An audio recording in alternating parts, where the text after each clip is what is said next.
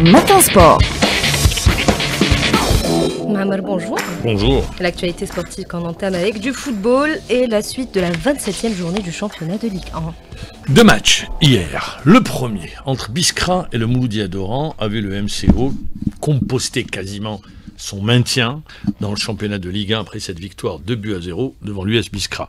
Dans le même temps, 2-1, dans le même temps, Biskra a acté sa relégation dans le palier inférieur en Ligue 2. Une équipe de Biskra qui reste à la dernière place. Le MCO se sauve, comme l'année dernière, sur la fin.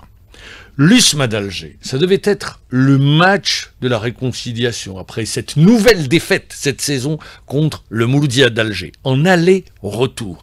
Eh bien, une équipe de l'USMA d'Alger a montré une nouvelle fois, c'est une équipe en crise, un vestiaire divisé, une équipe qui ne gagne plus. Hier, devant Akbou, l'USMA a été tenue en échec aux grandes dames de ses supporters. Une équipe de l'USMA d'Alger sans âme. Et pourtant, en regardant cet effectif, on se dit que l'USMA d'Alger, peut jouer aurait dû simplement jouer le titre cette saison, aller très loin en Coupe de la Confédération africaine de football. Comme quoi, il ne suffit pas d'aligner des noms, mais vous devez constituer une équipe. Alors, sur ce match, on va écouter l'entraîneur Mohamed Lassette. Il est au micro de Rostom Yahya Sherif. Frustration pour les supporters qui voient que leur équipe n'est pas encore au top.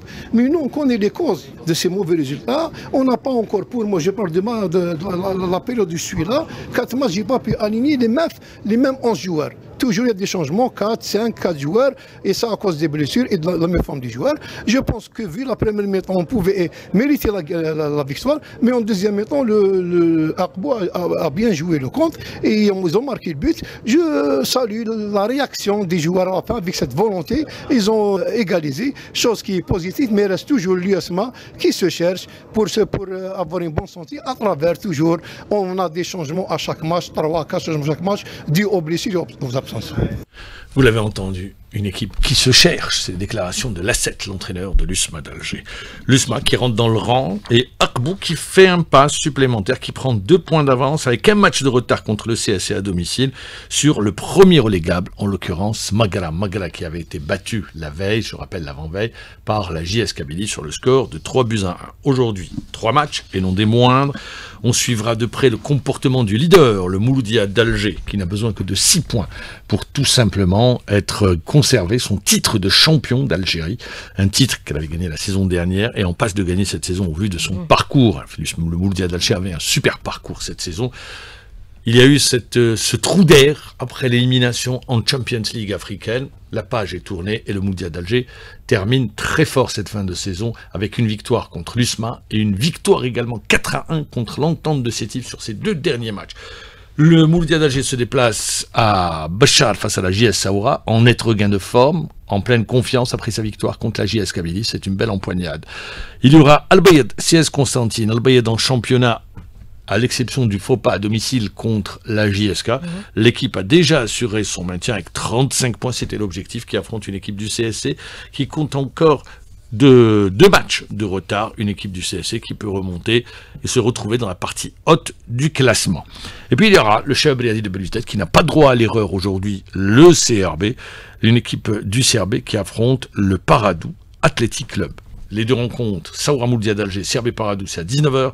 Al-Bayed, CS Constantine, le match se jouera à 17h. Voilà pour cette 27e journée du championnat de Ligue 1. Il y aura un sport sur la 3 qui débutera à 17h. Du basketball avec la coupole du complexe olympique Mohamed Boudief qui abritera les demi-finales du championnat de Super Division messieurs. Le champion d'Algérie en titre, le Wydad de Boufarik, le Nadi Beledi et Tsaouidi, le Mouloudia d'Alger, 4 équipes qui visent une place en finale du championnat. Les détails avec Rostom Yahya Sherif.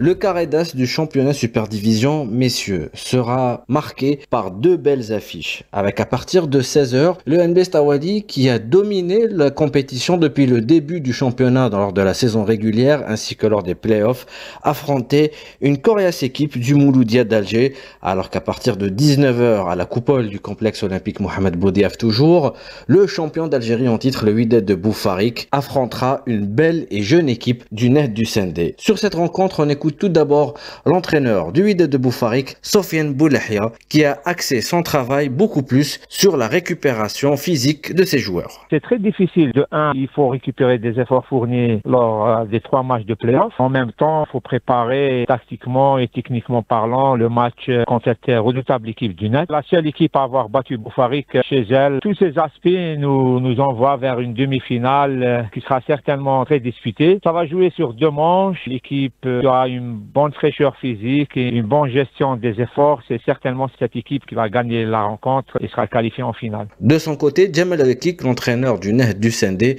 estime que la motivation est là malgré les problèmes financiers que connaît le club. C'est difficile de préparer sur le plan mental, mais on doit se préparer sur une demi-finale pour gagner, aller jouer la finale. Comme ça, au moins pour les joueurs, à jouer une finale ou avoir un titre, c'est important sur leur palmarès, mais pas plus. Hein. Sinon, sur le plan financier, il n'y a rien à tirer. Et on essaie de mobiliser les joueurs, on essaie de les concentrer sur la compétition. C'est vrai, Boufarik, ils ont un effectif très riche. Ça joue sur la récupération et la fatigue. Au championnat, les a battus chez eux et ils nous ont battus chez nous difficilement. C'est des matchs équilibré. Inch'Allah, on sera bien préparé, surtout sur le plan défensif et offensif.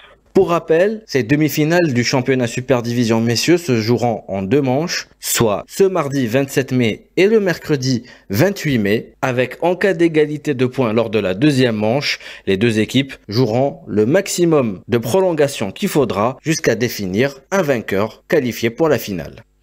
Du tennis au niveau mondial, l'Italien Yannick Sinner domine toujours la hiérarchie du tennis mondial devant Carlos Alcaraz. Le classement a été publié hier, alors que débute le premier grand tournoi du Grand Chelem, Roland Garros, où les 2 hommes forts du circuit pourraient s'affronter pour la première fois en finale d'un tournoi du Grand Chelem.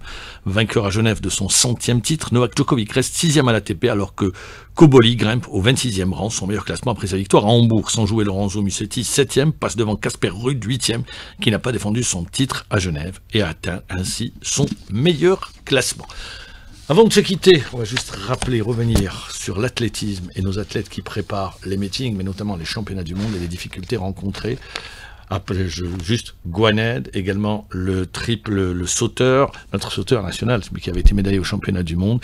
Pour le moment, les bourses de préparation n'ont toujours pas été débloquées. C'est un sujet sur lequel on reviendra demain.